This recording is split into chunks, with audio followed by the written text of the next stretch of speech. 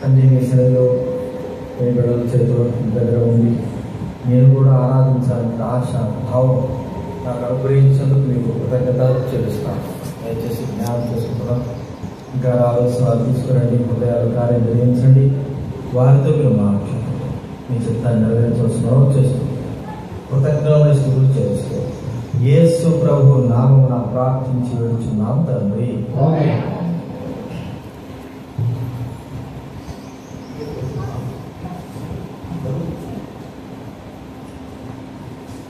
ప్రభు యేసు క్రీస్తు వారి నామంలో అందరూ కూడా వందనాలు చెల్లిస్తూ ఉంటున్నారు. ఈరోజు నాకు చాలా ప్రశస్తమైన రోజు. ఒకవేళ ఇక్కడికి వచ్చినారని కాదు, కానీ ఇదే రోజు 2024 ఏప్రిల్ 18వ తేదీ ఈ ఉప్పలకే వచ్చాను. ఉదయం 9:30-10 గంటలకల్లా అక్కడికి వచ్చి ఉప్పలు అక్కడ బోడుప్పల క్రాస్ రోడ్లో ఒక సిస్టర్కి ప్రార్థన చేసి హెబ్రోన్కి వెళ్ళిపోయా మధ్యాహ్నం 12:30 కల్లా. తర్వాత 2 గంటలకు బయలుదేరి మా నర్సాపూర్కి వెళ్తా ఉన్నాను. జీడిమెట్ల సూరారం జీడిమెట్ల దగ్గరకి వెళ్ళే సమయానికి అక్కడ కింద పడ్డా, యాక్సిడెంట్ అయింది. ఇదే రోజు కరెక్ట్ ఈ రోజుకి సంవత్సరానికి మళ్ళా నేను ఈ బోడుపల్లికి రావడము జరిగింది. సంవత్సరం అయింది కింద పడి. అప్పుడు కాలు ఇరిగింది. వెంటనే 18వ తేదీ కాలు ఇరిగింది. 20వ తేదీ ఆపరేషన్ చేశాను. దేవుని కృపను బట్టి ఆ రోజు ఒకవేళ నేను మరి బస్సులు కానీ ఏదైనా పెద్ద వెహికల్ వచ్చింటే బ్రతికుండేవాడిని కాదేమో. కానీ దేవుని కృపను బట్టి బ్రతికాను. దేవుడు తన కృప కూడా బ్రతికించి తన పరిచయం కూడా వాడుకున్నాడు. తిరిగి కరెక్ట్ సంవత్సరానికి మళ్ళా నన్ను ఇదే రూట్లోకి నన్ను తీసుకొచ్చాడు. నేను అనుకోలేదు జరుగుతుందని, దేవుడే కోరుకుంటాడు. కాబట్టి దేవునికి వందనాలు చెల్లిస్తా ఉంటున్నాను. ప్రాముఖ్యంగా ఈరోజు ఆరాధన వర్తమానం గుడ్ ఫ్రైడే సందర్భంగా ఆరాధన వర్తం కొన్ని మాటలను చూసుకుని ఆరాధన ప్రవేశించి తర్వాత మెయిన్ మెసేజ్ మనం చూసుకుందాం. 2వ కొరింథీ రాసిన పత్రిక 13వ అధ్యాయం. కొరింథీ రాసిన 2వ పత్రిక 13వ అధ్యాయం. 13వ అధ్యాయం 3-4 వచనాలను అందరం చదువుకుందాం. 2వ కొరింథీ రాసిన పత్రిక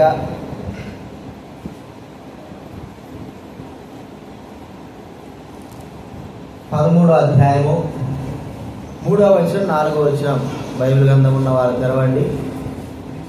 బైబిల్ వెనక నుంచి 167వ పేజీ 167.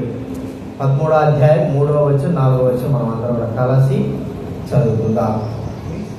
అందరూ చదువుకుందాం. క్రీస్తు నా యందు పలుకుచున్నాడని రుజువు కోరుతున్నారా? ఆయన మీ ఎడల బలహీనుడు కాడు గాని మీ యందు శక్తివంతుడై ఉన్నాడు. బలహీనతను బట్టి ఆయన సిలువ వేయబడను గాని దేవుడి శక్తిని బట్టి జీవించుచున్నాడు.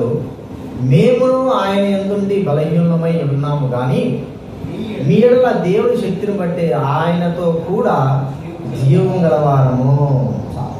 ఇక్కడ 4వ వచనంలో చాలా చక్కటి మాట ఉంది. బలహీనతను బట్టి ప్రభువైన యేసుక్రీస్తు వారు సిలువ వేయబడ్డాడు. ఎలాంటి బలహీనత ఇది? ఇప్పుడు బలహీనత, ఈ సిలువ కార్యము అనేది మనం చూస్తుంటున్నాము. బలహీనతను బట్టి ఆయన సిలువ వేయబడ్డాడు. కానీ దేవుడి శక్తిని బట్టి ఆ ప్రభువైన దేవుడు మరి జీవిస్తా ఉంటున్నాడు అని మనకి ఇక్కడ చెప్పబడతా ఉంది. బలము అనేటువంటి మాట మనం చూస్తే ప్రభు అంటున్నాడు, బలము తనదని దేవుడు సెలవిచ్చాడు. చూడండి, కీర్తన గ్రంథం 62వ అధ్యాయం. కీర్తన గ్రంథం 62వ అధ్యాయము 11వ వచనం దయచేసి చదవండి ఎవరైనా. 62:11. కీర్తన గ్రంథం 62వ అధ్యాయము 11వ వచనం చదవాలి. బలము తనదని ఒక మారు దేవుడు సెలవిచ్చను. 2 మార్లు ఆ మాట నాకు వినవు. బలము ఎవరిదక్కండి? దేవుని. అంటే బలము బలవంతుల గురించి వాదన కలిగితే దేవుడు అంటున్నాడు, నన్ను పోలిన వాడు ఎవరైనా ఉన్నారా, నాలాంటి బలవంతుడు ఎవరైనా ఉన్నారా అని ప్రభువు సెలవిచ్చేవాడుగా ఉంటున్నాడు. అంటే ఆయనంత బలం కలిగిన వాడు ఈ లోకంలో లేడు అని మనం ఒకసారి గుర్తించుకోవాల్సిన వారుగా ఉంటున్నాం. చూడండి, మరి దైవ గ్రంథంలో వచ్చే వాక్యంలో మనకు చూస్తే యోబు గ్రంథం 9వ అధ్యాయం 19వ వచ్చి చదువుకుంటారు. యోబు గ్రంథం 9వ అధ్యాయం బైబిల్ మధ్యలో నుంచి 426 పేజీ. 9వ అధ్యాయం 19 చదవండి. బలవంతుల శక్తిని గూర్చి వాదము కలుగగా నేనే ఉన్నాను ఆయన ఎనును. బలవంతుల శక్తిని గూర్చి వాదం కలిగితే నేను బలవంతుడిని. బలవంతుడు, ఒక వ్యక్తి బలవంతుడు అంటే ఎట్లా తెలుస్తుంది? మనం ఆలోచిస్తే ఒక 100 కిలోలు ఎత్తేవాడు ఉంటాడు, లిఫ్ట్ ఎత్తేవాడు. వాళ్ళు 100 కిలోలు ఎత్తుతారు. వాడు 100 కిలోలు ఎత్తున్నా అంటే చాలా బలవంతుడు అనుకుంటారు. అయితే అతనికంటే 150 కిలోలు ఎత్తేవాడు ఇంకా బలవంతుడు. 150 కంటే 200 కిలోలు ఎత్తేవాడు ఉంటాడు, వాడు ఇంకా బలవంతుడు. అయితే 300 కిలోలు లేకపోతే 350 కిలోల కంటే ఏ మానవుడు కూడా ఎత్తలేడు, అది బరువు. అయితే ఇక్కడ వాక్యం రాయబడింది, ఎవరైనా సరే బలవంతులు అనుకుంటే నేను వారందరికంటేనూ గొప్పవాడను అని ప్రభువు చెప్తా ఉన్నాడు. మరి ఇక్కడ యేసుక్రీస్తు వారి గురించి ఏం రాయబడింది? బలహీనతను వచ్చి ఆయన సిలువ వేయబడ్డాడు. మనం అనుకుంటాము ఇప్పుడు ఈ దినాలు, ఇప్పుడు ఉదయం నుంచి మొదలుకొని ఆయా ప్రాంతాల నుంచి వచ్చి వాళ్ళు ఏం చేస్తారంటే సిలువను మోయడము, దారి పొడిగిన వెళ్ళడము, ఇవన్నీ చూస్తూ ఉంటాం. అంటే యేసు ప్రభు వారు సిలువ మోయగా కింద పడిపోవడం ఇట్లన్నీ జరుగుతూ ఉంటాయి. అది వాళ్ళు ఒకవేళ డ్రామా వేసి చూపించవచ్చేమో కానీ సిలువ మోయడము అంత తేలికైన విషయం ఏం కాదు. మనం అనుకుంటాం ఏముందంటే ఆ చెక్క మోయడమే కదా, చెక్క మోసేది కనీసం ఒక చెక్క ఒక 70 కిలోలు 80 కిలోలు మినిమం అంటే 100 కిలోలు ఉంటుంది. మరి బుధం మీద పెట్టుబడి వినడమే కదా, అంత తేలికైనదే కదా అని అనుకుంటాం. కానీ సిలువను మోయడం అనేది చాలా కష్టం. ప్రపంచంలో ఉన్నటువంటి అన్ని కష్టములలో సిలువను మోయడం అనేది చాలా కష్టం. ఇది కేవలము బలవంతుడైన ప్రభువైన యేసుక్రీస్తు వారు మాత్రమే మోయగలిగినాడు కానీ ఇక ఏ మానవుడు కూడా మోయలేడు. ఎంతటి బలశాలి అయినా సరే మోయలేడు. కారణం ఏంటంటే ఆ సిలువను మోయగలిగేటువంటి శక్తి సామర్థ్యములు కేవలం ప్రభువైన యేసుక్రీస్తు వారికి మాత్రమే ఉంది, ఏ మానవుడు లేదు. మరి లిఫ్ట్లు ఎత్తచ్చు, లేకపోతే బరువు కలిగినటువంటి ఏదైనా ఆ చెక్క ముద్దలు లేకపోతే రాళ్ళు ఎత్తచ్చేమో కానీ సిలువను మోయడం అంత తేలికైన విషయం కాదు. అందులో కొంతమంది ఏదైనా బరువు మోయాలంటే బాగా మంచి బలంగా తిని మంచి శక్తి కలిగిన వారై తింటారు. అయితే యేసుక్రీస్తు వారు మోసినటువంటి బలము ఎలాంటిది ఆ సిలువ అంటే ఆయన రాత్రి మొదలుకొని ఎప్పుడో సాయంత్రం మొదలుకొని ఏ భోజనం కూడా ఆయన చేయలేదు. రాత్రి అంతా కూడా ఆ ప్రభువైన యేసుక్రీస్తు వారిని కొట్టారు, మరి బలహీనపరిచారు, ఎంత అవమానపరిచారు. ఉదయం 6 గంటలు మొదలుకొని ఆ సిలువను మోయడానికి కొరకై ఆయనను చెక్క ముద్దును, ఎండు చెక్కను మరి ఆయన పైన పెడుతూ వచ్చారు. అంటే మరి యేసుక్రీస్తు వారు శరీర సంబంధంగా రాత్రంతా భోజనం లేక, అంతకు ముందు కూడా భోజనం లేక ఆయన చాలా బలహీనమై ఉన్నాడు. బలహీనమైనప్పుడు ఆయన పైన చెక్క ముద్దులు పెట్టారు. అందుకే ఆయన మోయలాగా ఉంటే మరి కురేనుడైన సీమోను అనే వ్యక్తిని బలవంతం చేసి ఆ సిలువ మోయడానికి మరి పంపించారు. అయితే కురేనుడైన సీమోను ఆ యొక్క చెక్క ముద్దును మోయగలుగుతూ వచ్చాడేమో కానీ ఆ యొక్క అంతర్భావమైనటువంటి సిలువలో ఉన్నటువంటి అంతర్భావాన్ని సీమోను మోయలేడు, ఎంత మాత్రం మోయలేడు. యేసుక్రీస్తు వారు సిలువ మోసేది ఏమిటి అంటే కొన్ని విషయాలు మనం చూడతాం. అది ఎంత బరువైనది, బలం కలిగిన వ్యక్తులైతేనే ఎత్తగలరు. అది ప్రభువైన యేసుక్రీస్తు వారికి మాత్రమే సాధ్యము. ఆ బరువు ఏమిటి? అంత బలవంతుడే దేవుడు ఎంత బరువును మోయగలుగుతూ వచ్చాడు. ఏమిటి ఆ బరువు అంటే ఒకటి మనం చూస్తే పాప భారము. ఏంటంటే పాప భారం. ఇది పాప భారము. మరి మనకు కనపడలేదు కదా, యేసుక్రీస్తు వారి సిలువ మోస్తున్నప్పుడు చక్కనే కనబడుతుంది కానీ అక్కడ ఆయన మోసేటువంటి ఆ యొక్క చెక్క దగ్గర మోసినటువంటి ఏమిటంటే ప్రపంచంలో ఉన్న ప్రతి ఒక్కరి యొక్క పాప భారాన్ని యేసు యేసుక్రీస్తు వారు మోస్తుంటున్నాడు. చూడండి, ఒక మాట ఉంది, పేతురు రాసిన పత్రిక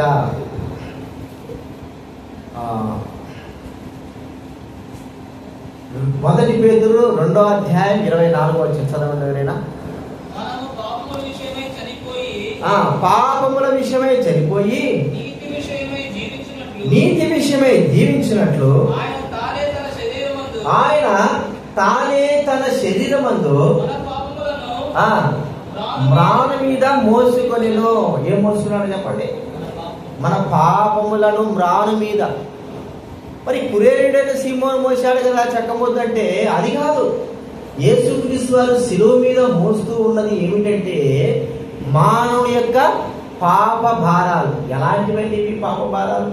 దైవ గ్రంథంలో కీర్తనకారుడు చెబుతున్న మాటలు ఏంటంటే, చూడండి, కీర్తన గ్రంథంలో మనం చూస్తే 38వ అధ్యాయం, కీర్తన గ్రంథం 38వ అధ్యాయం 4వ వచనం చదవండి ఎవరైనా. నా దోషములు నా తల మీదుగా పొర్లిపోయినవి, నేను మోయలేని బరువు వలె అవి నా మీద ఏమిటి మోపబడినేటి? పాప భారాలు, దోషములు. మరి కీర్తనకారుడు అంటున్నాడు, నా తల మీద ఉన్నాయి, నేను మోయలేని బరువు. మనం ఆలోచిస్తే ఒక ఇసుక మూట కట్టామనుకోండి, మూట కట్టినప్పుడు అది తేలిగ్గా మనం ఎత్తచ్చు. ఒక రకంగా ఒక 10 కిలోలు తీసుకుంది అనుకోండి, దాన్ని ఏం చేయొచ్చు? మూట కట్టుకొని తేలిగ్గా ఎత్తచ్చు. అయితే అదే ఇసుక వర్షంలో కానీ తడిసిందనుకో, ఏమవుతుంది చెప్పండి? బరువు అయిపోతుంది. 10 కిలోల కంటే ఏమవుతుంది? 2 అంతలుగా పెరిగిపోవచ్చు.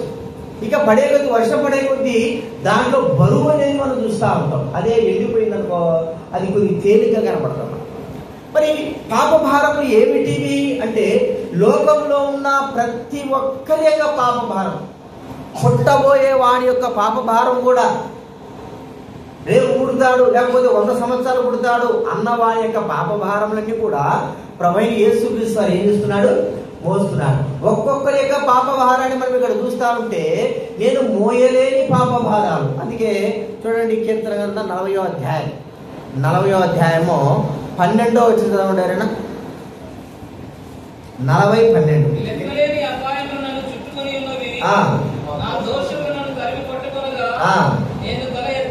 తన ఎత్తి చూడలేకపోతే లెక్కగవి నా తల వెంట్రులకు మించి ఉన్నవి లెక్కలేని పాపభార.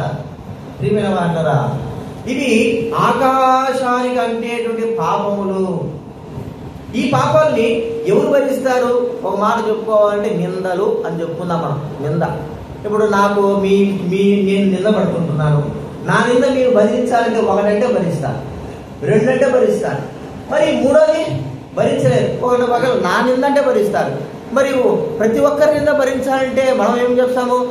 మేము తప్పు చెయ్యకపోయినా కూడా ఆ నింద మేము ఎందుకు భరించాలి? అవసరం ఏముంది? ఒకవేళ నింద భరించాలి అనుకో, అది మన కుటుంబస్తుల యొక్క పిల్లల విషయమై, లేదా కుటుంబంలో భార్యాభర్తల విషయమై వారి నింద భరించడానికి మనం ముందుంటాం. అయితే మరి ముఖము కూడా తెలియదు, ఎవరు కూడా తెలియని వారి యొక్క నింద భరించాలని మనం భరించలేదు. మరి ప్రభువైన యేసుక్రీస్తు వారు ఈ లోకంలో ఉన్నటువంటి ప్రతి ఒక్కరి యొక్క పాప భారాలను భరించడానికి యేసుక్రీస్తు వారు శిలువను మోసాడు.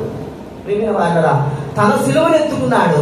ఆ శిలువ పైన ప్రతి ఒక్కరి యొక్క పాప భారము మూట వలె ఉన్నది.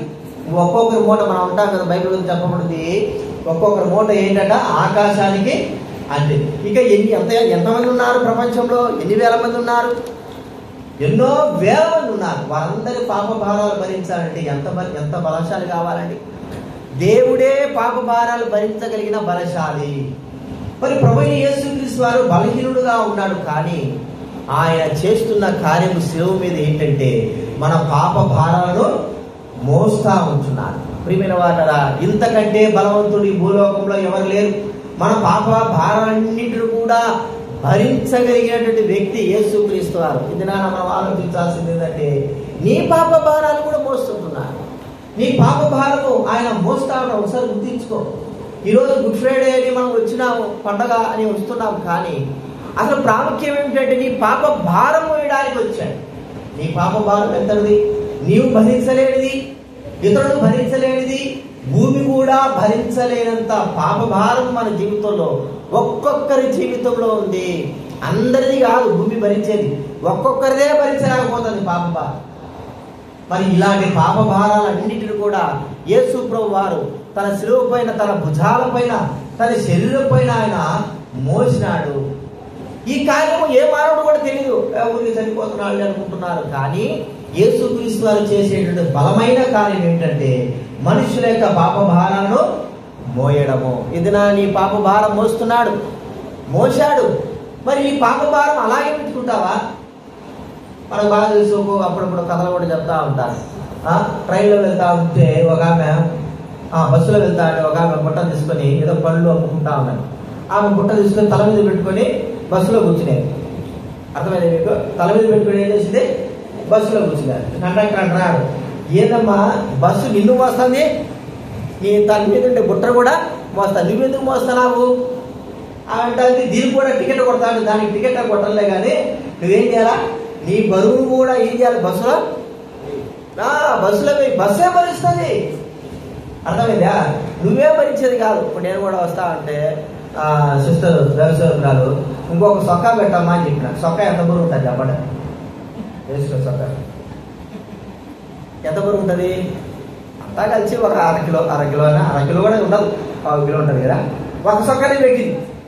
నేనేమంటే నువ్వు మొయ్యమో నేను మొయ్యను, నా బైక్ మోస్తాను. ఒక్క సొక్కా పెట్టాను, నీకేమైంది బరువు అయింది నీకు? అది కూడా కష్టం. అర్థమైందా మీకు? ఇంకా ఒక 10 జతలు పెట్టినా కూడా నా బైక్లను మోస్తుంది, నన్ను మోస్తుంది, నా బట్టలు కూడా మోస్తుంది. మరి మనము మన పాపాలను ప్రభువైన యేసుక్రీస్తు వారు మోస్తున్నాడు. ఇది మన పాప భారం అంతటిని కూడా ఏం చేయాలంటే యేసు పైన వేశారు. యేసు పైకి ఆయనకు ఇచ్చేస్తే ఆయన మన పాప భారం మోస్తాడు. పాతకాలంలో మనకు బాగా తెలుసు, నడుచుకుంటూ పోయేటువంటి తల్లిదండ్రులు అయిన వారు ఏం చేసేవారంటే పిల్లల్ని నడిపించుకుంటా వెళ్తారు. అటొక మూట ఇటొక మూట పట్టుకుని చేతిలో బ్యాగులు పట్టుకొని పోతా ఉంటారు. వీడు పిల్లగాడు అంటాడు, నా కాళ్ళు నొప్పులేస్తాయంటే ఏం చేస్తారు చెప్పండి? భుజాల మీద వేస్తాడు. భుజాల మీద చేసుకునేంత మాత్రం నా తండ్రికి ఏమైనా బరువు అనిపిస్తాడా? వానికంటే 200 మూట మోస్తా అంటాడు.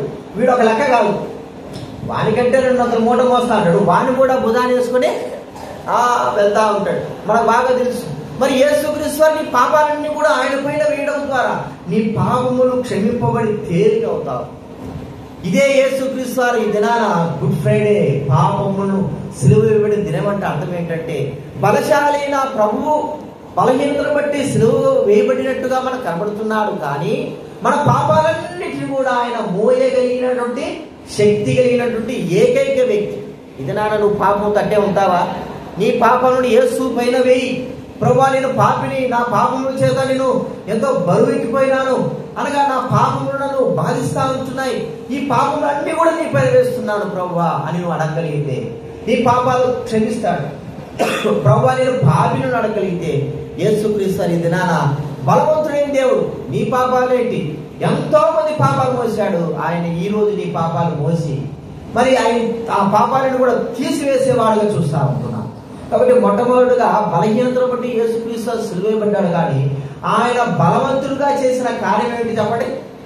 మన పాపాలను మోసినటువంటి వ్యక్తి. మన పాపాలు మోసిన ఏకైక బలం కలిగిన వాడెవరు? యేసుక్రీస్తు. కాబట్టి ప్రభువును మనం ఆరాధించాలి.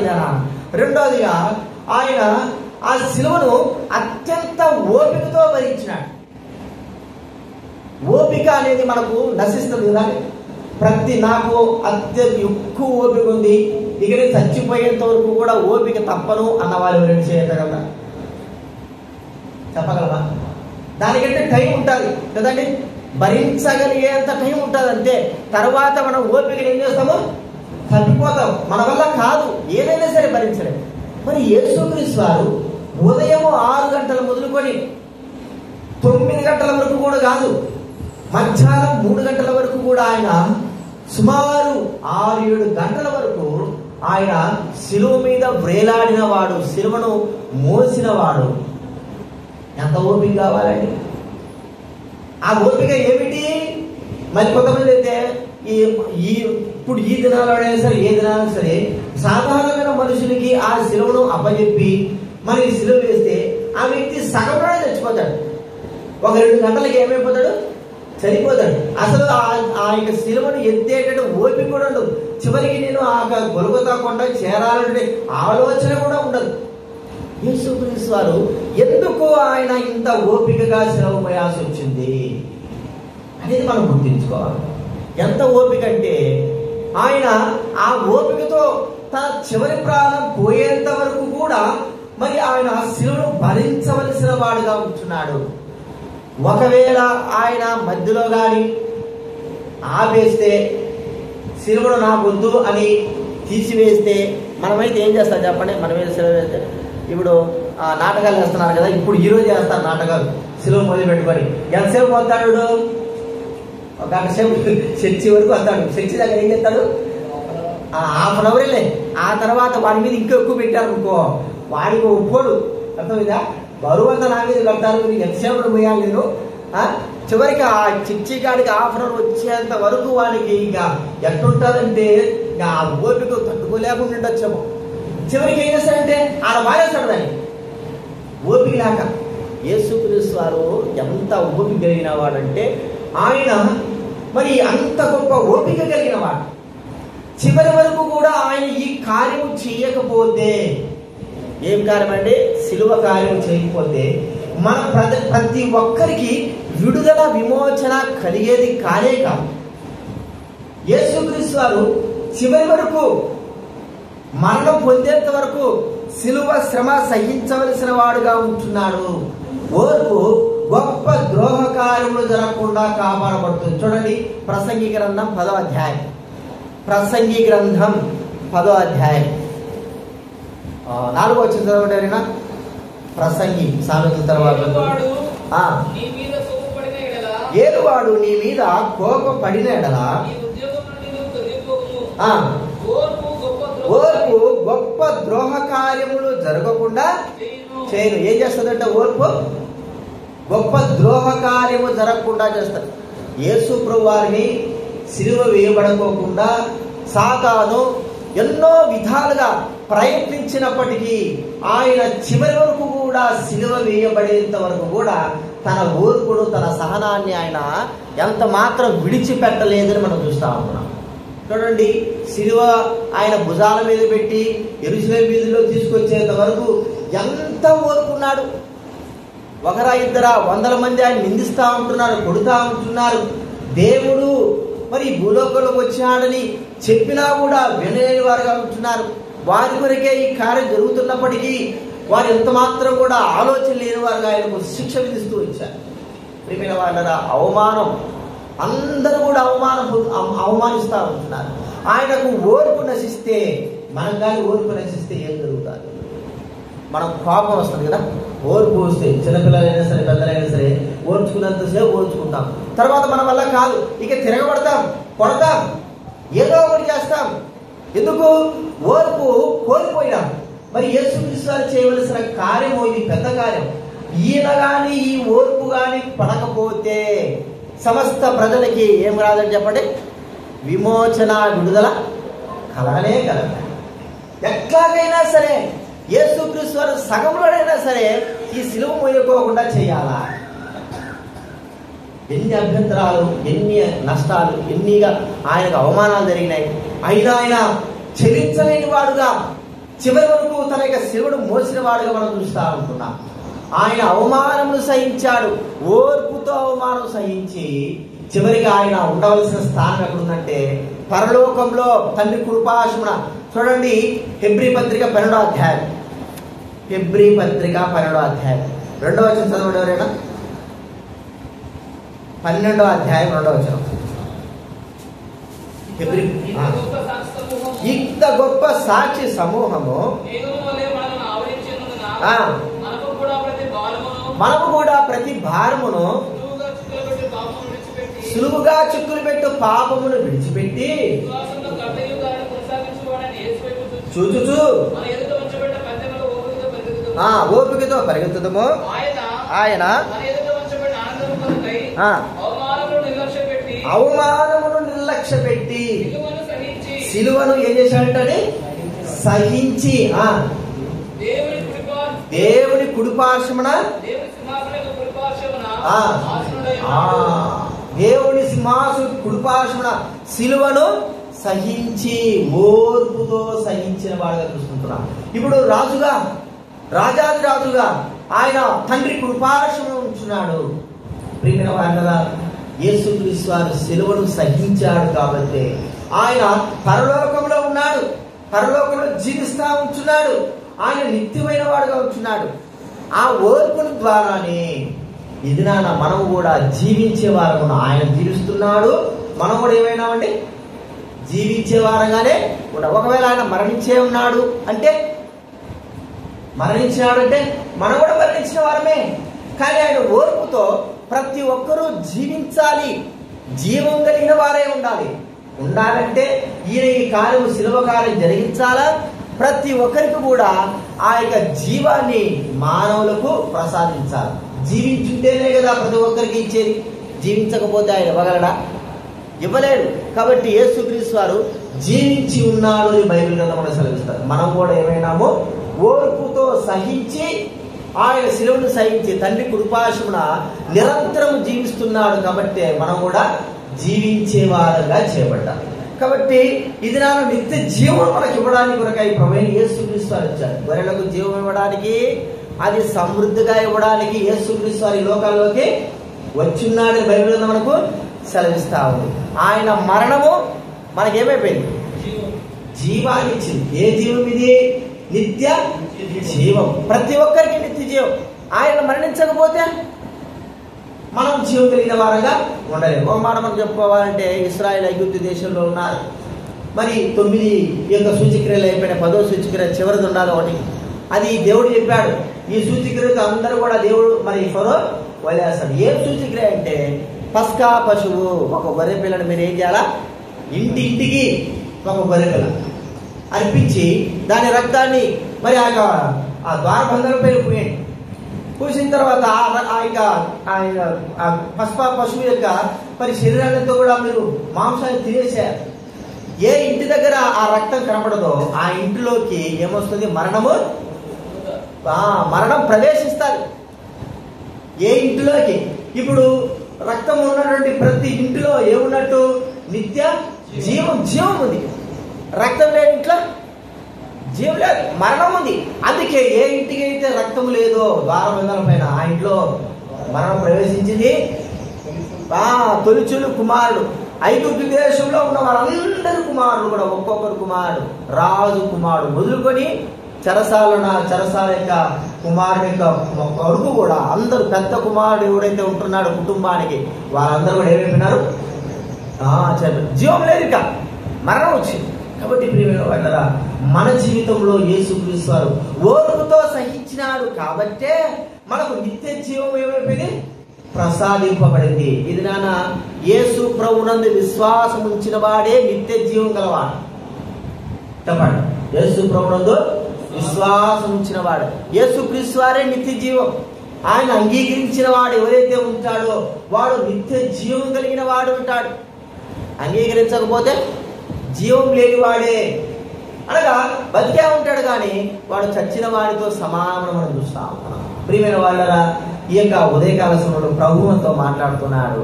యేసుక్రీస్తు వారు శిలువను సహించి ఓర్పుతో ఉండడానికి గల కారణము మనందరికీ కూడా నిత్య జీవమును ఇవ్వడానికి ఆయన చేశాడు. యేసు ప్రభు వారు చచ్చిపోతే 100 బ్రతుకుతాయి, 100 ఆత్మలు బ్రతుకుతాయని సైతానికి తెలిసి ఎన్ని విధాలుగా ఆపాడంటే ఆ సాతాను వల్ల కాలేదు. కానీ ఆయన చనిపోవాలి. ఎప్పటి వరకు? చివరి వరకు కూడా నిత్య జీవం మానవునికి ప్రసాదించేంత వరకు కూడా ఆయన చనిపోయి, అంటే బ్రతికే ఉండి చనిపోవాలి. చివరికి చనిపోయినాడు. మనందరికీ కూడా నిత్య జీవాన్ని, ఇది ఓర్పుతో మనకు అనుగ్రహించినటువంటి నిత్య జీవం. దీనిని బట్టి మనం ప్రభువు స్తుతించాలి. ఏదో ఊరికే ప్రభు సిలువ వేయబడ్డామని కాదు, ఆయన సిలువ వేయబడింది ఓర్పుతో సిలువ వేయబడ్డాడు. ప్రతి ఒక్కరికి నిత్య జీవం ఇవ్వడానికి కొరకు ఆయన సిలువ వేయబడ్డాడు మనం గుర్తించాలి. మొట్టమొదటిగా ఆయన శరీరంగా బలహీనుడు. ఎందుకు సిలువ వేయబడ్డాడు చెప్పండి? దేన్ని బట్టి సిలువ వేయబడ్డాడు? మన పాపాలన్నీ కూడా ఆయన పైన మోపముడు వేశారు, అన్నీ భరించారు. రెండోదిగా ఆయన సెలవు ఇవ్వబడింది దేని కారణం? ఓర్పుతో సెలవు ఇవ్వబడింది దేని కారణం? మనకు నిత్య జీవాన్ని అనుగ్రహించాలి. మూడోది మనం చూస్తా ఉంటే చూడండి, పరమగీతం 5వ అధ్యాయం, ప్రసంగి తర్వాత వస్తుంది పరమగీతం 5వ అధ్యాయం 8వ వచనం చదవండి ఎవరైనా. యెరూషలేము కుమార్తెలారా, క్షమించాలి 6వ వచనం 8:6 పరమగీతం 8వ అధ్యాయం. ప్రేమ మరణమంతా బలవంతమైనది.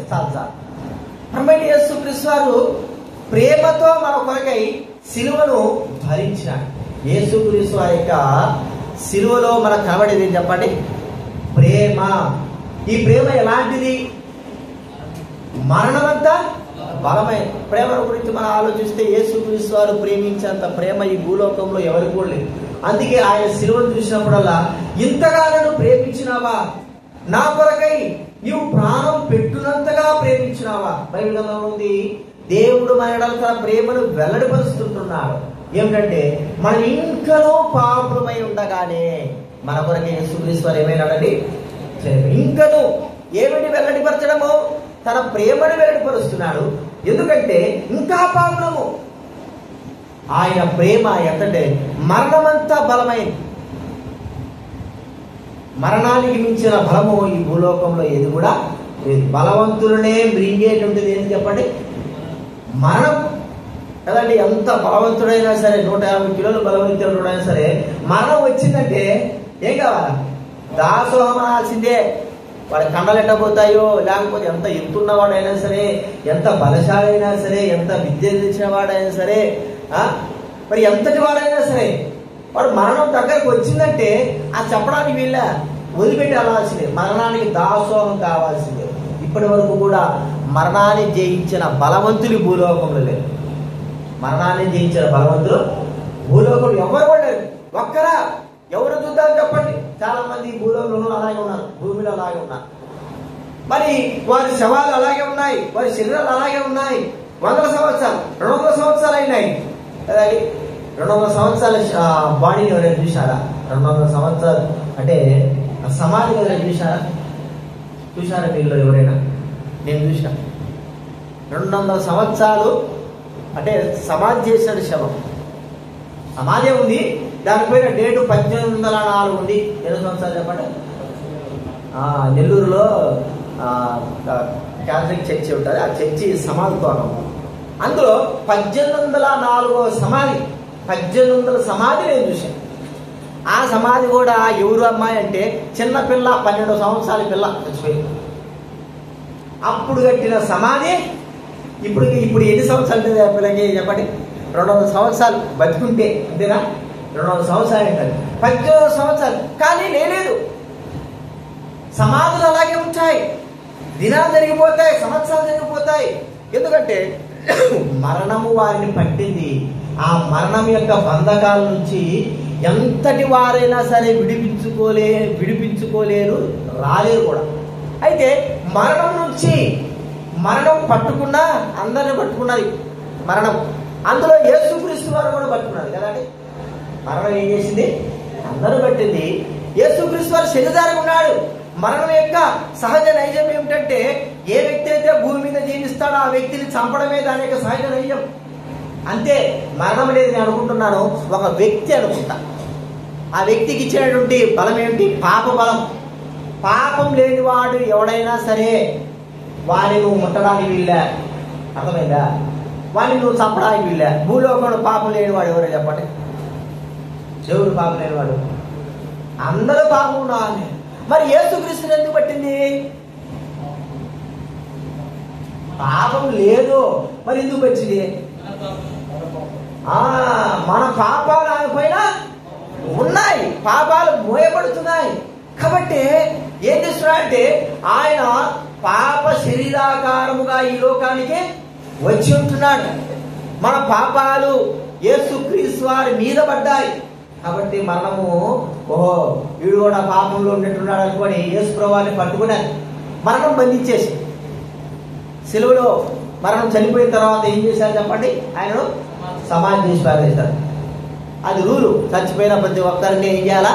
సమాధిలో పెట్టాలి. ఇక సమాధిలో పెడితే ఇంకంతే, సంవత్సరాల 100 సంవత్సరాలు 200 సంవత్సరాలు 300 సంవత్సరాలు ఇంకంతే, శవం అట్టే ఉంటుంది కానీ లేచి రానే రాడు. ఎన్ని సంవత్సరాలు? 1000 సంవత్సరాలు అట్లే ఉంటుంది. 2000 సంవత్సరాలు ఇప్పుడు ఉంది కదా, 3000 సంవత్సరాల శరీరం ఏది? మమ్మీస్, ఆయన పేరు రామ్సెస్ కదా, ఐగుప్తు రాజు యొక్క ఫరో రామ్సెస్. 3000 సంవత్సరాల పైన శరీరం అట్లే ఉంది, గట్టగట్టిపోయి ఉన్నది, బాగా చక్కగా కనబడతా ఉంది. కానీ చచ్చిపోయింది ఎప్పుడు చచ్చిపోయాడు? 3000 సంవత్సరాలు అయింది, ఇప్పటికీ ఉన్నది. మరి యేసుక్రీస్తు వారిని కూడా పట్టేసిన మరణం, కానీ మరణము ఆయనను బంధించలేకపోయింది. సమాధిలో పెట్టి ఏం చేశారు? సమాధికి పెద్ద రాయి పెట్టినారు. 10 మంది అయితేనే తప్ప ఆ రాయిని తొయలేరు ఎవరు కూడా. ఒకవేళ తోసినా కూడా ముందు ఏం చేశారు? ఆ సమాధికి స్టాంప్ వేసేసారు కదా, ముద్ర వేశారు, రాజముద్ర వేశారు. ఏదైనా పెద్ద పెద్ద ఏమిటా చూసారా, ఆఫీసులు కానీ ఫ్యాక్టరీలు కానీ ఏం చేస్తారంటే ఏదైనా వాటి వల్ల ప్రాబ్లం వస్తే గవర్నమెంట్ ఏం చేస్తారు చెప్పండి? సీల్ వేస్తుంది. సీల్ వేస్తే తీసేదానికి లే, మన గవర్నమెంటే వచ్చి తీయాలి కానీ సీల్ అట్లా సీల్ వేసారు. ఏమైనా లేస్తాడేమో అని. అరే మనం ఎన్ని సీల్ వేసినా, ఎంత పెద్ద రాయి పెట్టినా, ఎంత మాత్రం ఆయన దగ్గర ఏం చేయలేకపోయింది? మరణం కూడా కావాలిందట, సమాధి కూడా కావాలింది. చూద్దాం ఎట్లేస్తాడని. చూడండి అపోస్తుల కార్యం 2వ అధ్యాయం, అపోస్తుల కార్యం 2వ అధ్యాయం 24వ వచనం చదవలేనా? మరణము ఆయనను బంధించుట అసాధ్యము కనుక దేవుడు మరణ వేదనలు తొలగించి, ఏంటంటే మరణం బంధించడం ఆయన అసాధ్యం. దేవుడు మరణమును మరణ వేదనలు తొలగించి ఏం చేశాడు చెప్పండి? లేపాడు. ఎంత గొప్ప విషయం అండి! యేసుక్రీస్తు వారు మరణాన్ని జయించేటువంటి ఏకైక బలవంతుడు. మరణమే పెద్ద బలవంతమైంది, బలమైన వాడు. ఆ బలమైన వాడిని ఏం చేశాడు? యేసుక్రీస్తు వారు జయించేశాడు. బలమైనటువంటి మరణాన్ని జయించేశాడు. ఎంతసేపు కూర్చోగలుగుతూ వచ్చింది మరణము యేసుక్రీస్తు వారిని? మరి అలాగే ఉంచి 2 రోజులు కూర్చోగలుగుతూ వచ్చింది. 3వ రోజు ఇక కూర్చోలేకపోయింది. ఆయన మరణం నుంచి జయించలేశాడు. ప్రియమైన వార్తరా, ఇప్పుడు యేసుక్రీస్తు వారు లేకపోతే, మరణము జయించకపోతే, ప్రియమైన వారు మనకందరికి విడుదల అనేది. ఎందుకంటే ఆ మరణము భయము మనందరి కూడా, మరణ భయం అనేది తొలగించిన వాడు యేసుక్రీస్తు వారే. ఇక ఎవరు కూడా లేరు. మరణం వచ్చిందంటే ఎంత పెద్దవాడైనా సరే, మరణము తన కళ్ళ ముందు కనబడితే ఎంత వాడైనా సరే భయభీతులు చెందుతాడు. అందుకే మరణం ఎప్పుడు వస్తుందో మానవుడికి చెప్పడు దేవుడు. ఇప్పుడు కొద్ది క్షణాలు తెలిపోతావు అని మనకు కానీ తెలిసిందంటే మనం ఏం చెప్తాం చెప్పండి? ఆడ ముందు చచ్చిపోయేది కాదు, ఇక్కడే చచ్చిపోతాం. ఉండాలి ఆడికి పోయి చచ్చిపోయేంత టైం ఉండదు మనకు ముందు. ఎందుకో అది ముందే మన కళ కనబడతా ఉంది. మరి ఇంకా చచ్చిపోతారా అన్నప్పుడు భయము, భీతి. అందుకే డాక్టర్లు అయినా సరే ఏదైనా క్యాన్సర్ రోగులు రేపు చచ్చిపోతారన్న వాళ్ళకి చెప్పరు. ఎందుకు? వాడు ఒక్కరోజైనా సరే సంతోషం ఉంటాడులే అన్నట్లుగా. అదే నువ్వు చచ్చిపోతావయ్యా అని చెప్తే వాడికి 10 రోజులు చనిపోవాల్సినప్పుడు 1 రోజు చనిపోతాడు. అందుకే మరణము యొక్క ఆ ఆలోచనను ప్రభువే తీసుకున్నాడు. ఇప్పుడు మనకు భయం లేదు. ఏమి భయం? మరణ భయం అనేది మనకు లేదు. ఏమిటి? యేసుక్రీస్తు వారు మరణాన్ని జయించినటువంటి బలశాలి ఒకడున్నాడు, ఆయన మనకున్నాడు. ఇప్పుడు మరణమే బలమైతే ఆ మరణాన్ని జయించిన వాడు ప్రభువైన యేసుక్రీస్తు వారు. ఇప్పుడు ఆయన ద్వారా మనకందరూ కూడా మరణ భయం అనేది తొలగిపోయింది. యేసుక్రీస్తు వారు మరణించి జయించి తిరిగి లేయడం ద్వారానే మనకి ధైర్యం వచ్చింది. లేకపోతే మనం కూడా భయపడేవారమే, ఎప్పుడు భయపడేవారమే. ప్రియమైన వారులారా, ఇదినా మనం గుర్తించుకుందాం. ప్రభువైన యేసుక్రీస్తు వారు ప్రేమంత బలము, ఆయన మన మీద ఉన్న ప్రేమ బట్టి చనిపోయి సమాధించబడి 3వ దినాన మరణాన్ని జయించి లేచినాడు. ఇప్పుడు మరణానికి ఏ వ్యక్తులు కూడా భయపడాల్సిన అవసరం లేదు. ఓ మరణమా, నీ ముళ్ళు ఎక్కడైనా మాట చూడండి. 1 కొరింథీ రాసిన పత్రిక 15వ అధ్యాయం, మొదటి కొరింథీయులకు రాసిన పత్రిక 15వ అధ్యాయము 54 చదవండి ఎవరైనా.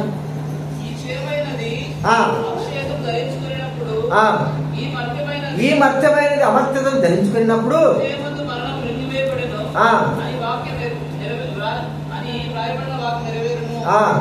ఓ మరణమా నీ విజయం ఎక్కడా, నీ ముళ్ళెక్కడా, మరణం పాపము ధర్మశాస్త్రమే మూలముగా మనకు జయం అనుగ్రహించుతున్న దేవునికి ఎవరి మూలంగా, యేసు క్రీస్తు మూలంగా మనకు ఏమైందండి, యేసు క్రీస్తు వారు సెలవులో చనిపోయి మరణము ఆయన బంధించితే ఆయన మరణాన్ని జయించి 3వ దినాన లేచినాడు. ఇది మనం గుర్తించుకోవాల్సిన విషయం. ఇప్పుడు యేసుక్రీస్తు వారు శిలువను సహించి చనిపోయి సమాజం లేకపోతే మనకు ఎప్పటికీ కూడా మరణ భయం అనేది ఉండే ఉంటుంది. అయితే ఇప్పుడు మరణ భయం తీసివేశాడంటే కారణం ఏమిటి? మన నిమిత్తమైన శ్రమను సహించి చనిపోయి తిరిగి 3వ దినాన లేచి ఉంటున్నాడు. కాబట్టి మనం ఇప్పుడు ధైర్యముగా మరి మరణముతో కూడా చెప్పగలం, నాకేం భయం లేదు, ఒకవేళ ఎప్పుడైనా నీ ఇష్టం, నువ్వు ఏ సమయంలో రా, ఏ విధమైన రా, నాకేం భయం లేదు. మరణం అంటే అందరూ చూసి భయపడుతున్నారంటే నిన్ను చూసి అందరూ భయపడొచ్చేమో కానీ నేను భయపడి, ఎందుకంటే నిన్ను జయించిన వ్యక్తి నేను కలిగి ఉన్నా. మరణాన్ని జయించిన వ్యక్తి ఎవరండి? యేసు ప్రభువు నేను కలిగి ఉన్నా. కాబట్టి నాకు ఏ భయమో లేదు. కానీ ప్రభువును ఆరాధించే విధానం ఇదే. ప్రభువా, నీవు నాకు మరణమును జయించేటువంటి ధైర్యం ఇచ్చినావు, నీవు మరణాన్ని జయించావు కాబట్టి ఈ దినాన్ని నేను స్తుతిస్తుంటున్నాను. నాకు మీరు మరణించి మరి తిరిగి లేచి మరణం యొక్క భయంలో నాకు తొలగించినందుకు మీకు వందనాలని మనం ప్రభువును స్తుతించాలి. ఇది 3వదిగా. చివరిగా ఇంకొక మాట చూసుకొని ముగించుకుందాం. 2వ కొరింథీ 6వ అధ్యాయం 3వ వచనం 4వ వచనం. 2వ కొరింథీ 6వ అధ్యాయం 3-4.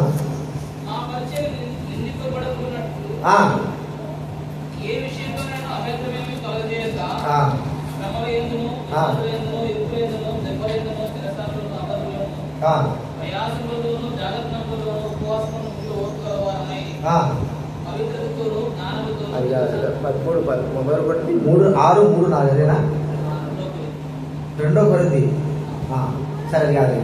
మొదటి యోహాను రాసిన పత్రిక 3వ అధ్యాయం, మొదటి యోహాను రాసిన పత్రిక 3వ అధ్యాయము 8వ వచనం ఉండేనా?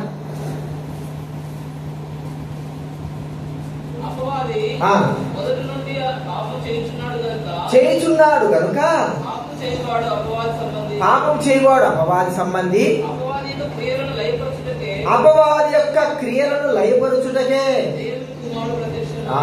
చూడండి, ఈ లోకంలో మరో వ్యక్తి ఉన్నాడు, అసలైన వ్యక్తి, సాతానుడు, అపవాది, దుష్టుడు, దుర్మార్గుడు, ఇక ఎన్నో చెప్పుకోవచ్చు వారి గురించి. అదండి యేసుక్రీస్తు వారికి తండ్రి దేవునికి భద్ర శత్రువు ఎవరంటే వీడే, సాతానుడే, లూసిఫర్, వాడి యొక్క దూతలు.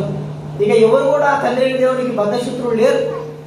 సాతాను కూడా భద్ర శత్రువు ఎవరంటే యేసుక్రీస్తు వారు తండ్రి దేవుడే. సాతాను కూడా భద్ర శత్రువు ఎవరు? యేసుక్రీస్తు వారు తండ్రి దేవుడు. అయితే ఈ యొక్క సాతాను క్రియలు లయపరచడానికి ఈ లోకంలోకి వచ్చాడు. సాతాను మరి జయించిన వాడెవరు ఈ లోకంలో? సాతాను జయించిన వాడెవరు? యేసు ప్రభు తప్ప ఇంకెవడు కూడా లేడు. చాలా మంది సాతాను అందరినీ జయించడానికి అందరి దగ్గరికి రాడు. మనమందరూ చాలా మంది పెద్ద పెద్ద గొప్ప గొప్ప దైవజనులు ఉంటారు. వాళ్ళు ఒక్కొక్కసారి చిన్న చిన్న విషయాలు తక్కువతా ఉంటారు. ప్రతి ఒక్కరి దగ్గర నాకు తెలిసి నేను అనుకుంటున్నాను, ప్రతి ఒక్కరి దగ్గర ఉండగలిగేటువంటి సాతాను దూతలు ఉంటాయి, దయ్యాలు. అర్థమైందండి? సాతాను ఏమి అంతగా, సాతాను సింహాసనం ఉంటాడు. ప్రతి ఒక్కరి దగ్గర ఒక్కొక్క దయ్యం అనేది ఉంటారు. నేను అనుకుంటున్నా ఈ దయ్యాలు పంపిస్తాడు పోండి. ఏ వ్యక్తి నిత్య జీవానికి వెళ్ళకూడదు, అంతే. మీ ఇష్టం, మీరు ఏం చేస్తారో చెప్పండి. మీకు శాత కాకపోతే నా దగ్గరికి రండి. అర్థమైంది మీకు? ప్రతి ఒక్కరికి మనందరి దగ్గర ఉంటాడు. ఒక్కొక్కరి దగ్గర ఒక్కొక్క సాతాను దూత అనేది ఉంటాడు. పరలోకంలో నుంచి అపవాది చేత సాతాను దూతలు ఏమైనారండి? కింద పడిపోయారు కదా, పాపమును జరిగించి త్రోసివేయబడ్డారు. ఇప్పుడు ఆ దూతలన్నీ కూడా మన దగ్గర ఉంటున్నాయి, కనబడవు. ఆ ఒక్కొక్క దూత ఒక్కొక్క వ్యక్తిని శోధిస్తూ ఉంటున్నాడు. ఏదో ఒక శోధన ద్వారా పెద్ద పెద్ద వాళ్ళు, గొప్ప గొప్ప వాళ్ళు మరి పడిపోయేవారిగా ఉంటారు. అయితే మనమైతే సాధారణ మన దగ్గర రావాల్సిన అవసరం లేదు. ఒక చిన్న దూత మనల్ని ఏం చేయొచ్చు, శోధించేసి పడేయచ్చు. పెద్ద పెద్దోళ్ళు పక్షి గారు, మార్టిన్ లూథర్ గారు, వారి దగ్గరికి అయితే ఏం చేస్తాడు, సాధారణ డైరెక్ట్గా వెళ్తాడు. మార్టిన్ లూథర్ గారికి కూడా సాధారణ డైరెక్ట్ కనపడ్డాడు. ఆయన జీవిత చరిత్రలో మార్టిన్ లూథర్ గారికి సాతాను డైరెక్ట్ వచ్చాడు, నిలబడ్డాడు. ఆయన దగ్గర నిలబడి సాతాను మార్టిన్ లూథర్ అంటున్నాడు, మార్టిన్ లూథరు ఏంటి నువ్వేది పెద్ద పెద్ద బోధలు చేస్తున్నావు, నా దూతలు ఎంత మందిని పంపించినా కూడా నువ్వు అందరిని తిప్పగొట్టినావు, ఇప్పుడు నేనే డైరెక్ట్ నీ దగ్గరకు వచ్చినాను, సో దాన్ని నీ కథ ఎట్లుండాలని నిలబడ్డాడు. ఎదురు నిలబడ్డాడు, ఏం చెప్పలేకపోతున్నాడు. సాతాను నిలబడినాడు. సాతాను అంటున్నాడు, కరెక్ట్ అయిన అన్ని ఇన్ఫర్మేషన్ అన్ని రాసుకొచ్చాడు. మార్టిన్ లూథర్ యొక్క జీవిత చరిత్ర రాసుకొచ్చి, చూడే ఇవన్నీ కూడా నువ్వు చేసినావే కదా, ఇన్ని దొంగతనాలు, ఇన్ని మోసాలు, ఇంత చేసినా అంత చేసినావు అని ఒక పెద్ద చిట్టి రాసుకొచ్చినాడు. పెద్దది రోల్ తీసుకొచ్చాడు. ఇవన్నీ నిజమే కదా అంటే మార్టిన్ లూథర్ చదువుతుంటే అన్ని నిజమే, ఒక్కటి కూడా తప్పు కాదు, అన్నీ నిజమేగా ఉంటాయి. మరి ఇన్ని చేస్తా ఉంటే యేసు ప్రభు నేను ఎట్టా క్షమిస్తాడా? యేసు ప్రభు దగ్గర నీకు ఎట్టా క్షమాపణ కలుగుతా చెప్పు. మా దూతలు వస్తే వాళ్ళకి ఏవో చెప్పినా నువ్వు ఇన్ని మా వల్ల కథలు వచ్చినాయి, ఇప్పుడు నేనే డైరెక్ట్గా రంగంలో దిగాల్సి వచ్చింది అని అంటే అప్పుడు ఆయన కూడా అటు నిజమే కదరా, ఎన్ని కూడా అబద్ధ నిజాలే, నేనేం చేయాలా?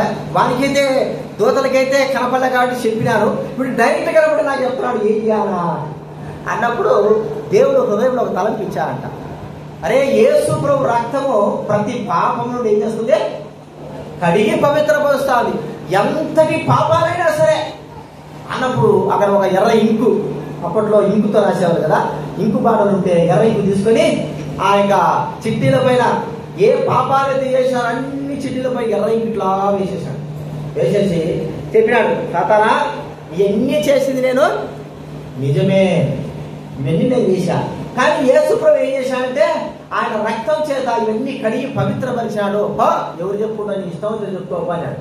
అప్పుడు ఆయన అందరూ వచ్చినా కూడా వీడు దక్కలేదు, నేను వచ్చినా కూడా వీడేం చేయలేదు, నాకు కూడా దక్కలేకపోయాడు. దీనికి అంత కారణం ఎవరు? యేసు ప్రభు అందరూ చూసుకొని వీళ్ళు ఇట్లా చేస్తున్నారు అన్నట్టుగా అర్థమైంది. ఇప్పుడు సాతాను జయించిన వ్యక్తి ఎవరు? యేసు ప్రభువే. సాతాను ఎవరు కూడా జయించలేదు, కేవలం యేసు ప్రభు తప్ప. ఎందుకంటే యేసు ప్రభువును కూడా శోధించడానికి కొరకై మరి ఆయన 40 దినాల ఉపవాసం తర్వాత కొండ మీద అన్ని విధాలుగా శోధించినాడు. సాతాను శోధించిన 300 విధాలుగా ప్రజలలో ఈ భూప్రపంచంలో ప్రతి ఒక్కరిగా శోధిస్తే అందరూ కూడా పాపంలో ఏమవుతారు చెప్పండి, ఏదో ఒక పాపంలో పడిపోతారు. అర్థమైందా మీకు? ఇప్పుడు సాతాను యేసుక్రీస్తు వారు శోధించిన 3 విషయాల్లో భూప్రపంచంలో ఉన్న ప్రతి ఒక్కరిగా శోధిస్తే ప్రతి ఒక్కరు ఏమైపోతారు, ఏదో ఒక దాంట్లో ఏమవుతారు, పడిపోతారు. కానీ యేసుక్రీస్తు వారు ఆ పాపంలో పడనే పడలేదు. ఎందుకు వచ్చాడు ఆయన? సాతాను క్రియలు లయపరచడానికి వచ్చిన ఏకైక వ్యక్తి, సాతాను జయించిన ఏకైక వ్యక్తి, సాతాను కాళ్ళ క్రింద దొరికిన ఏకైక వ్యక్తి యేసుక్రీస్తు వారు. ఇది ఎలాగ జరిగింది కార్యం అంటే ఆయన నిలబడి ఏం చేయలేదు, కానీ శిలువలో ఆయన చేసిన కార్యమే సాతానుకు అపజయమైంది. శిలువలో ఆయన చేసిన కార్యం బలహీనుడుగా కనబడుతున్నారు, కానీ ఆయన చేస్తున్న కార్యంలో, ఆయన పొందుతున్న శ్రమలలో సాతానుడు ఓడిపోతున్నాడు. సాతానుకు అర్థమైపోయింది. చివరి వరకు కూడా ప్రయత్నించాడు. ఏమని? ఆయన ఈ కార్యము సంపూర్తిగా చేస్తే నేనేమైపోతాను, ఓడిపోతా, ఖచ్చితంగా ఓడిపోతా. ఎట్లాగైనా సరే ఈయన కార్యము సంపూర్ణంగా కాకముడిపి ఎప్పుడైనా చంపా, ఎట్లయినా సంపాలా లేకపోతే వెనక్కిన పంపియా. ఇప్పుడు చివరి వరకు సిలువ వేశారు, దొంగలతో ఇష్టం వచ్చినట్టు మాట్లాడించినారు, కింద పరిశుద్ధ శాస్త్రులు మాట్లాడుకుంటున్నారు, ఆయన శక్తి లేకపోతా దప్పికంటాడు, చిరకడిస్తా ఉంటున్నారు. ఎన్ని కార్యాలు చేస్తున్నాడో వానికి తెలియకోకుండానే వారి పైన విజయం పొందినాడు యేసుక్రీస్తు వారు. ఆయన విజయం పొందే చనిపోయినాడు శిలువలో. అర్థమైందా మీకు? ఆయన యేసుక్రీస్తు వారు ఏం చేశాడని చెప్పండి, విజయమును పొందే చనిపోయినాడు. చివరికి మరి సైనికులు వచ్చారు, సైనికుల ద్వారా కూడా శోధించడానికి వచ్చాడు. ఆయన చచ్చిపోవాలి, త్వరగా చచ్చిపోవాలా, రేపే సబ్బాతు దినం, విశ్రాంతి దినం. విశ్రాంతి దినానికి ముందుగానే సాయంత్రం 6 గంటల ముందే చనిపోవాలి. ఆయన చనిపోకపోతే ఆ సెలవు మీద ఉన్న వాళ్ళు ఏం చేయాలా? చంపేయాల్సిందే. కాబట్టి చంపేయడానికి మరి సైనికులు వచ్చారు. ఒక్కొక్కడు కాజన కొట్టారు. అంతకుముందే ఆయన చనిపోయాడు. చనిపోయినట్టు అర్థం ఏంటి? సాతానుకు అపజయము కలిగించేసినాడు. ప్రియమైన వాళ్ళరా, యేసుక్రీస్తు వారి యొక్క మరణము మనకు జయము కలిగింది, సాతాను పైన విజయము కలిగింది. అందుకే మీలో ఉన్నవాడు లోకంలో ఉన్నవాడి కంటే గొప్పవాడు. ఇది మనలో ఉన్న ప్రభు లోకంలో ఉన్న వాడికి గొప్పవాడు. ఈ 400 విషయాలు గుర్తుపెట్టుకొని శిలువ మరణంలో యేసుక్రీస్తు వారు జరిగించిన విజయాలను గుర్తించుకొని ప్రభువును మనము స్తుతించి ఆరాధిద్దాం. ఆరాధన ప్రవేశిద్దాం.